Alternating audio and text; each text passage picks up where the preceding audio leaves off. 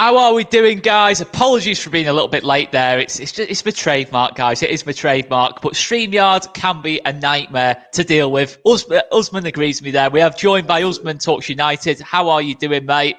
I'm fantastic, man. Thank you for having me on your channel. I'm looking forward to it. And your intro's pretty sick as well. I don't know who's that's waving the flag, but that looks like scenes. That I'm not gonna lie. Cheers, man. Cheers, man. It's still not quite as good as yours, though. To be fair, yours was. I was quite jealous of yours. Not gonna lie, it was good stuff. But what I've got to say as well is, mate, talking of jealousy, I'm a little bit jealous of your transfer business. Obviously, Sancho and Varane have arrived. Well, Varane's not been confirmed officially yet, I believe. I don't know what's happening there, but you know. But Sancho's arrived anyway. I mean, you've got that £75 million signing, Jadon Sancho, who's just arrived obviously through the door. I mean, what's the general consensus for Man United going into this season? Is the expectation to win that league title now that you've got two world-class players added into the mix of what was already a good group of players? Yeah, no, I think in terms of what you said with the additions, I think it's integral that we're up there in the conversation. You know, listen to a lot of rival fans. They seem to have underestimated our squad. I mean, as you mentioned, we've got Jadon Sancho and of course Varane, but that's on top of Marcus Rashford that's finally looking after his body. He's going to be back in October, November, firing. We've got Martial who's got a point to prove. Cavani, Greenwood. We've got a plethora of talent up front. So in terms of excitement, that's definitely something to look forward to. For me, the only concern, as I'm sure you're probably aware of, is the manager. Does the manager get the best out of the players? In terms of where we're at the moment, in terms of the squad, I'm very confident in the squad, the ability that we possess in depth as well. It's just whether Oli has the minerals to get the best out of this squad compared to his counterparts, the Klopps, the Pep, and obviously Tuchel, who's just done the Super Cup and Champions League within 5 months. So I think the squad is looking very healthy without a shadow of a doubt, but we'll have to wait and see. Is Oli going to prove me wrong? That is the question. Hopefully, I'm sat here with a pie on my face come end of the season. Well, it is worth mentioning, to be fair, because obviously the Man United fans that we spoke to last season were very much Oli in a sense. Obviously, that was before you lost to Villarreal in the final, had the slightly dodgy finish to the season. I mean, but it's worth saying that you're not so much Oli out, but you're a bit more questionable of Ole Gunnar Solskjaer going into this season. I mean, what's your general consensus? Is he the right man for the job, in your opinion? Or still undecided? I mean, Oli and Oli out, it's a bit, I just don't like him in the class, it's a bit immature, isn't it, really? But in terms of where I stand on the situation, I think it's very simple for me personally. Is Ole Gunnar Solskjaer better than Pep, Klopp, or Tuchel? They're the managers we're competing against for the title, as your previous question suggested. Are we in a title race? I personally think the squad is good enough to be in the title race. The only sort of issue is, does Ole have the capabilities of getting over the line? So far at his time at Manchester United, he's kind of shown us that he hasn't got that in his locker at the moment. You know, we lost 4 semi-finals, we lost the final. Of course, he can turn that around, don't get me wrong. But my major concern is in the crunch moments, has he got it in him? And he's shown time and time again he hasn't got the cojones, as Troy Deeney would say. Yeah, so for me personally, that is a worry. Like, let me ask you right now, if Bielsa's in charge of this Manchester United team, I know Bielsa just signed a contract as well. I'm sure you're over the moon about that. But if Bielsa's in charge of the Manchester United team, with the way Leeds currently play, one of the most expansive teams in the league, one of the most exciting teams in the league, with the Man United players, let's say he's got Rashford, Martial, Cavani. I mean, you know who we've got in that team.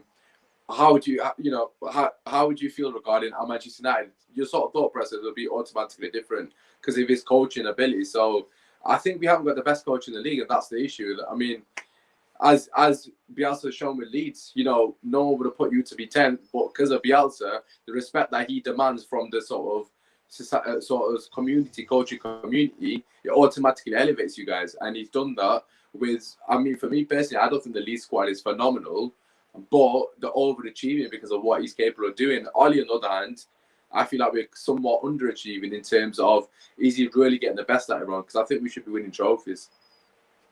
No, of course. I mean, Look, it is worth saying as well. I mean, it was pretty much a given, but Marcelo Bielsa has officially signed the new contract. So that happened like about literally 2 minutes before we went on there. We will do some kind of reaction to that, guys. Don't worry. We will do some kind of reaction to that at some point. But this is the opposition preview. This is specifically the opposition preview. But I mean, Usman, as you look at Leeds United, I mean, obviously we finished 9th last season. Had a superb first season back, one of the best first season backs in terms of points that we achieved in the end. Goals scored, 62 goals scored. I mean, what's your feeling from an outsider looking in on Leeds United this season? Obviously, the only addition so far has been Junior Firpo. Yeah. Do you see Leeds kicking on again, doing about the same, or dropping off a little bit? Yeah, it's interesting because obviously we've done our predictions video for like the top 10 predictions, etc. And I've made an absolute hash of it because I've got Everton in 8th when I meant to put Leeds in 8th. So I actually think you will. I think you'll be top 8. For me personally, I know a lot of people are talking about Aston Villa. You know, they've done well in the window, but they've also lost Grealish as well. I think. For me personally, I think you're definitely within the conversation for Europe. I'd be surprised if you're not. And that comes down to the manager, the way he's got you guys playing. Let's be real. Every team playing against Leeds, you know you're in a game. If it's not the intensity, it's a constant threat going forward that you guys possess. And I think for me personally, obviously goals win your games. I'll sound like Michael Owen here. But in terms of the biggest concerns for the newly promoted teams is a lot of them lack goals. I know Brentford have got Tony. So obviously that's going to be a different situation for them. But it's the sort of the theme with newly promoted teams. A lot of teams, as we discussed the other day, Sheffield United, for instance, they didn't have enough goals in the team. And Leeds have a lot of goals. They've got goals in abundance. So for that reason, I genuinely think you're going to be up there. I think you'll be top 8 personally. I think you're without a doubt in the conversation. But what I will say is you need a couple of more additions though. I do think you need a bit more strength and depth. Hypothetically speaking, obviously I don't want to mention names, but hypothetically speaking, if Phillips was to get injured, as we know, very pivotal player. Have you got the sufficient replacement? I mean, I'll let you answer that. I feel like there's players like that are very important. I'm not saying you can sign someone as good as Phillips to put on the bench, but you need to start building that squad. That's what the Premier League's about, to sustain, you know, as a Premier League club, as Leeds fans will know anyways, given your history. But you need to go again in this window. You can't just sign the one player. It's not going to be good enough, personally.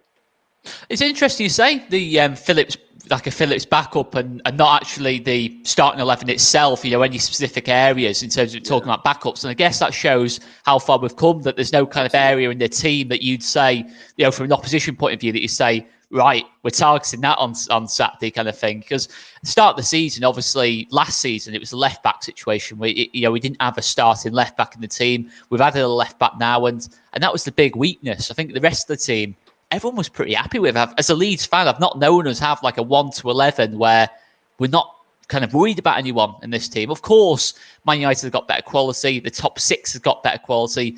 A lot of the league's got better quality. But in terms of how we gel, in terms of like the chemistry, if you like, not to sound like I'm talking about FIFA here, but, you know, the team chemistry, you know, it would be 100 at this moment in time. It's absolutely fantastic. But I just want to say a massive thank you to Samuel.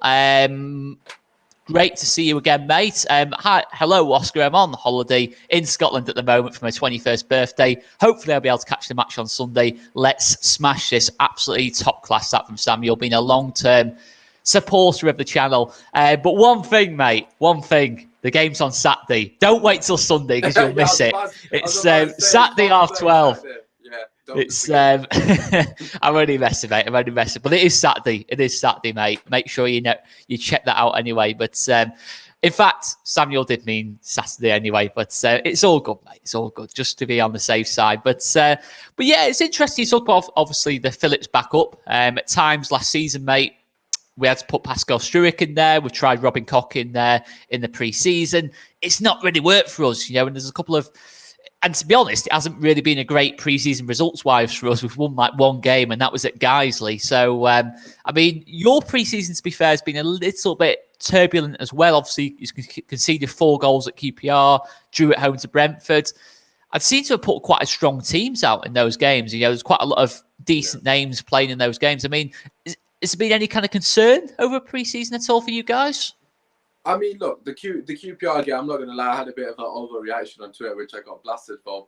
But now that I've had a bit of We all hindsight, go. I mean, Twitter's it's not all Twitter if you don't get blasted for an I mean, it's overreaction. gonna happen. So now that I've got a bit of hindsight, I mean, the QPR result, if you actually look at it on face value, we didn't have anyone that's going to start for us for many games this season playing that game and not making an excuse or nothing. But in terms of the Everton game, I think obviously we won that one 4-0. We've had a couple of other games that we've won. I don't want to mention that. I don't want to mention you won 4-0 like the game just before. I thought I'd just try and avoid that. I'd just try and skip through the fact you beat Everton 4-0, an actual like the one like proper kind of team you played in that kind of pre-season. Well. I mean, that was recent as well. Bruno looks like in his business, just to throw that out there as well. But I mean, pre-season, as most professionals seem to say on social media and just in the interviews, it's all about getting minutes in the legs. I mean, my major concern going into the Leeds game is in the pre-season, we haven't seen enough of the first team players that I would personally expect to be playing week in, week out this season.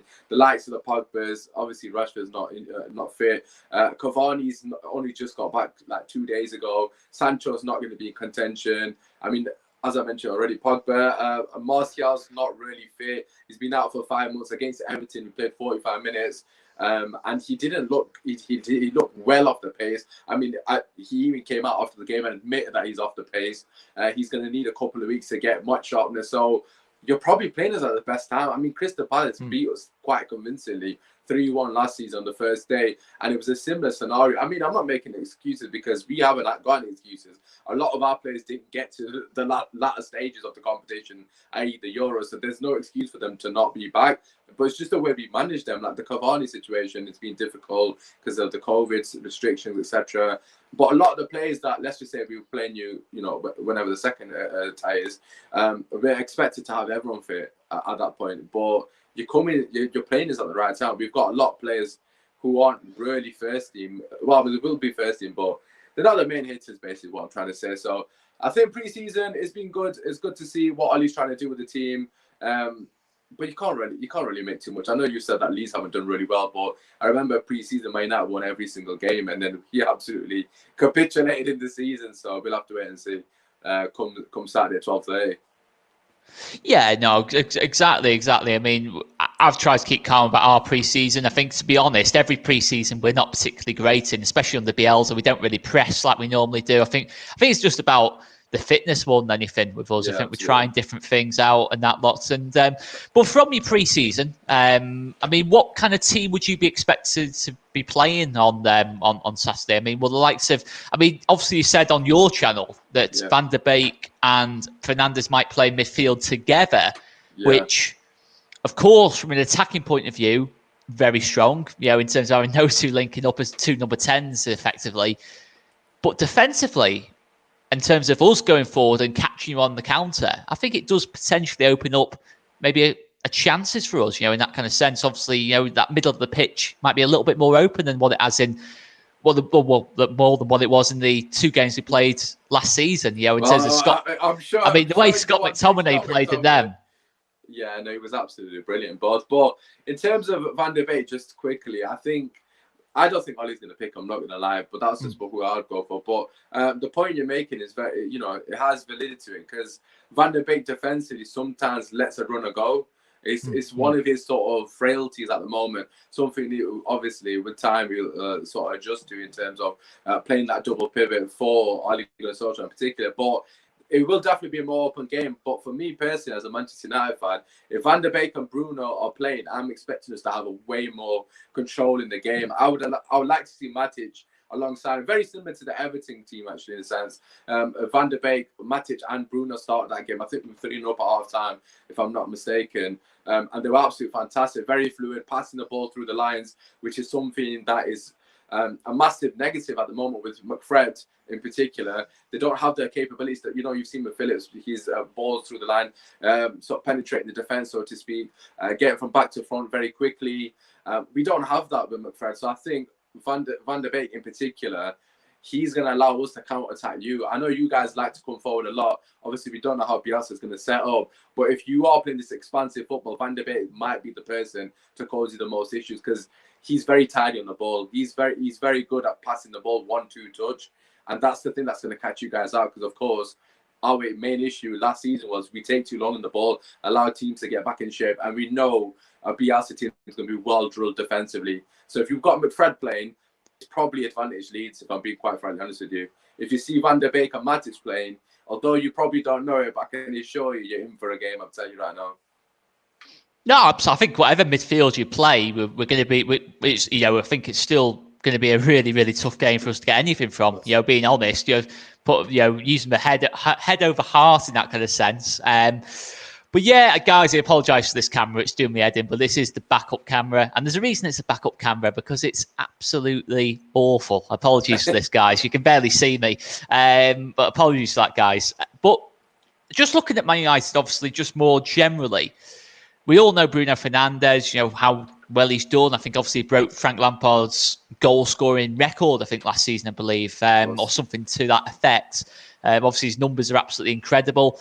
He produces big moments. We've seen that against us. We've seen that against other teams. We know how good a player Fernandes is. But other than like Fernandes, obviously Luke Shaw had a really good Euros. Is there anyone less obvious who is really playing well for this Man United team at the moment? I guess in a sense, your most underrated player, the player who maybe we don't know about so much, but we should know about in terms of who could really hurt us on Saturday afternoon. Yeah, I mean, I think this is an easy answer for me personally. I mean, it's not a less obvious option for Man United fans, but maybe for rival fans, without a shadow of a doubt, it has to be Mason Greenwood.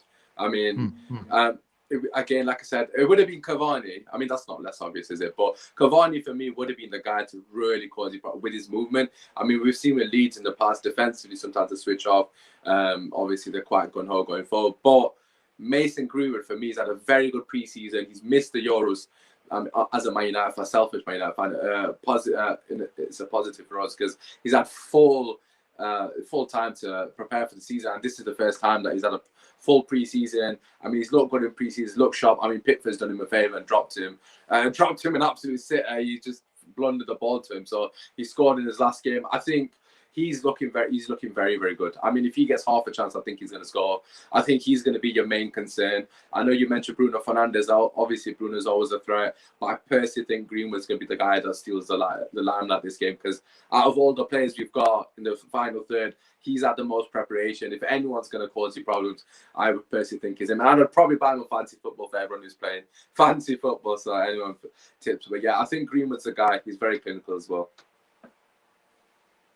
I mean, so you'd expect Greenwood to play through the middle as such, as an out-and-out centre, because he's obviously played a lot, most of his football on the right wing. But would you think with Cavani, Martial, obviously Rashford's definitely not available? I mean, would you expect him to be through the middle in this one as a centre forward? I mean, I've got obviously, as we said on the preview, I've got a feeling he's going to go Greenwood right wing, Martial down the middle. I mean, because there's no one else really, because as I said, Cavani's not fit. And on the left, it would probably be Pogba or I don't think Sancho's going to get thrown into this game. Although he could potentially get thrown in. I mean, I wouldn't be opposed to it, of course. But it would make sense for it to be Greenwood, Martial and Pogba, given the players that are available. I mean, he might go Dan James, which personally would be devastating for me to see. But yeah, that's for a different day, I would imagine. But yeah, I think he's probably going to start Greenwood on the right wing. But he's a threat. Honest to God, if Greenwood gets half a chance, you best be worried, because right foot, left foot. This kid, I think this is the season that he's going to really shine. So I would definitely go Greenwood on the right wing for me personally. Okay, that's interesting. I mean, obviously, it's a luxury of players you've got. The fact that you can have the confidence to put Jadon Sancho on the bench. I appreciate, obviously, you're not going to throw him straight in. He's hardly had any pre-season, etc. But that's interesting. That is interesting. Obviously, a massive threat coming off the bench. Guys, obviously, this is the Kiko Casilla of backup cameras, by the way. It's just useless, isn't it? It's just basically useless. I can say that now because he doesn't play for us anymore. Is everyone just saying in the chat, because I can't see the chat? Well, it's not. There's nothing in the chat yet, but I'm just in anticipation of the comments later on when people watch this back. If you are in the chat, make sure you do drop a like to ask it, because look, he's had camera issues and he's still come on to do a show with a few people. So it's commitment, mate. Exactly. You got to appreciate the effort. Make sure you drop a like, show him some love, and subscribe, obviously. Cheers, man. But yeah, that's it's a really obviously good breakdown you've done on Man United there. Also, we know about Mason Greenwood, but I mean, that my answer? I don't know if it's from me or not. Oh, apologies for that. Yeah, I mean, look, we've got a decent idea about what Man United are going to do. We've seen it in that 6-2 game. And obviously we know about Mason Greenwood. But if you're looking at Leeds, from your point of view, you obviously mentioned Calvin Phillips. Yeah. Is there anyone else you look at from that Leeds team who you're thinking, ooh, not looking forward to seeing him on Saturday kind of thing? He could really cause us problems. Anyone particularly who, from your point of view, has impressed you? I mean, look, I've said to you the other day, if Bamford's playing, I'll be happier. I don't want to see Rodrigo. I mean, I know that might be a bit of a surprise to you guys, but I think he's top draw. Me and Rodrigo. I know he had a good end to the season. I think I'm a bit surprised he's not had more opportunities. I've got to be honest. Because every time I've seen him play, he's impressed me. Again, I don't watch every Leeds game, so by all means, I'm sure there's loads of Leeds fans thinking definitely not Rodrigo. But I'd probably say the three players I'm most worried about, from minus Phillips, obviously, Rodrigo. I mean, Raphinha speaks for himself, and a top draw player. I mean, he could potentially cause a problem. Him against Luke Shaw is going to be a very good battle. I'm excited to see that. And of course, Harrison again, another player, finished the season fantastically well. Is Harrison available for this game? Yeah, Harrison's definitely available. I thought it was, obviously. I was just double checking. But yeah, Harrison, another game. I don't know if he's going to start, of course. But again, another person who's got goals in midfield, a top quality player. Again, probably doesn't get the credit it deserves. I mean, Leeds have got threats from everywhere. Dallas, I mean, you've got a lot of people that contribute, which is the major concern for Leeds. This is the thing with you guys. You like a lot of overloads. So I know it's kind of not really answered the question, but my major concern is that overload for you guys, because we don't have players that track back. Like, just as I've said, that Greenwood's going to be our major threat. Anyone down yours on Greenwood's side, so your left side of the page, is going to be a threat because Greenwood doesn't track back properly. So if you overload down that side, you're probably going to get a lot of success in this game, I would imagine. Like, I can't hear you again. I don't know if I've muted myself or not. In terms of obviously like Greenwood not tracking back, there's a debate whether Junior Firpo starts this game. He's not played a lot of pre-season. I think he is carrying a little bit of an injury, but in terms of his attacking qualities, if Mason Greenwood's playing on the right wing and not tracking back, that could be a little avenue in terms of Firpo and Harrison linking up on that side. Obviously, we know how good Wan-Bissaka is defensively, but if it's a 2v1, it's going to be very difficult for him. There's going to be a lot of 2v1s on that side of the match. I'm not saying Greenwood doesn't track back at all, but in terms of an actual weakness, he's probably more. I mean, suppose if Pogba's playing left wing, that could also be a weakness, because he's not really known for his defensive duties. He's also, so again, a potential another overload. So I would just say in the wide areas in general, you'll probably have a lot of success in this game. Yeah, no, as you say there, that's interesting. Obviously, if it is Pogba on the left side, kind of on the left of the three behind Martial, and then Greenwood on the other side, it's a decent little avenue that for us, because we know how much Luke Hayden likes to push up alongside Raphinha. So yeah, maybe it's a way of us scoring from open play, is getting those cutbacks into Bamford from the wide areas. Yeah, we score so many goals like that, mate. It's our main base of attack is really in those wide areas and getting the ball into Bamford as quick as we can. It's it's like how we like to play. And I think, to be honest, both teams, when I say direct, I'm not saying, obviously not meaning in terms of like Stoke City under Tony Pulis direct, but in terms of getting the ball down and just it's quick, short, sharp passing from both teams. We know how good you are on the counter, and we know how we can get from box to box really quickly, in terms of transitioning the ball. So it should, in a sense, play out as a thriller. If there's an early goal in the game and one of them's chasing, it could be another thriller. And I know obviously the 6-2 from our point of view wasn't a thriller, but the game itself was like, it could have been a 6-6, it could have been a 10-6. It could be that again. That 6-2 game, I just want to say, because honestly, even when it was 6-2, I was still worried. And I know that sounds crazy, but the amount of chances you were getting was outrageous. Like, you missed so many sitters that game. Like, I know the scorelines, obviously, at the main half, I was gassed, but honestly, I was just sat there thinking this could have quite easily been 6-5. And if you remember correctly, a lot of the chances were overloads. A lot of the chances were the extra man.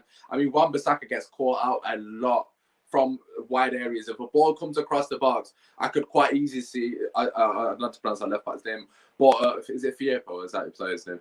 Yeah, so I could quite easily see him or Harrison get ghosted in behind Wan-Bissaka or even in front of Wan-Bissaka. I mean, that's another avenue you can definitely have success. But yeah, it'll be interesting to see. If it's an open game and we score first, then I think we win the game, basically.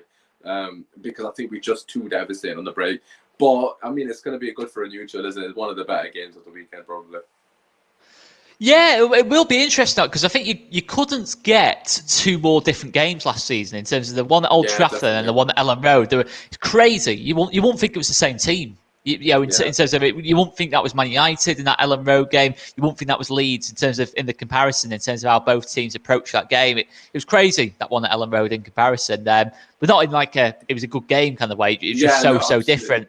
But yeah, I'd imagine something a little bit more down the middle, to be honest, in terms of between the two. I don't think it'll be as uneventful as that game we played last at Ellen Road, and I don't think it'll be as crazy as the. Oh no! Your camera's gone, isn't it? There we go. I'm back. But yeah, I think it'll just be something down the middle between the both of the games. But I'm gonna leave it there anyway, mate. It's been an absolute pleasure having Usman on from Usman Talks United. I've put his links in the description down below, so make sure you check him out. Smash that subscribe button. I did do a preview with him and Joe, and yeah, check it out on Usman's channel. Make sure you check it out. It was some good banter there, to be fair. Yeah, it was all good fun. And before you go, I want the people want a score prediction from you. I know someone's asking in the chat. Score prediction. Come on, Oscar. Don't sit on fence. I'm going to go 1-1. I'm going to go 1-1. Okay, he's gone 1-1. Just to clarify, I've just agreed to him saying that it might be a sort of in the between game. I don't think it's going to be in between game. I think it's going to be open. I think both teams, first game of the season, both teams going to be pumped. I'm going to go 3-2. Manchester United. I mean, it could quite easily go either way, but you got to back your team, man. Yeah, you got to back your team always. Okay. Well, make sure you smash that like button, guys. Hit the subscribe button if you haven't done already. Check out mine and Chris's previews on the game as well, which we did yesterday. Going to do a quick as well starting lineup prediction video, or dream lineup prediction video as well. And yeah, check it out, guys. Check it out. There's plenty of content coming out between now and the Man United game. We will be doing our usual match day live on Saturday as well. And check it out, guys. And make sure you check out Usman Talks United as well. He's been an absolute star. And yeah, I think you guys are liked him, to be fair. You know, it's in terms of having a Man United fan on lives, it's always a risk. It is always a risk. I'm not gonna lie. But the comments have been nice, man. I can't see the comments, but I was expecting to get pellets, so I'm just told, let me just not see the comments. I'm the one getting pellets for this camera. Camera. It's show him some love, people. He's showing some dedication. Drop a like. Subscribe to his channel, man. He's got good content coming for you guys. We will leave it there anyway, guys. So check out Usman. We will see you later, guys. See you later.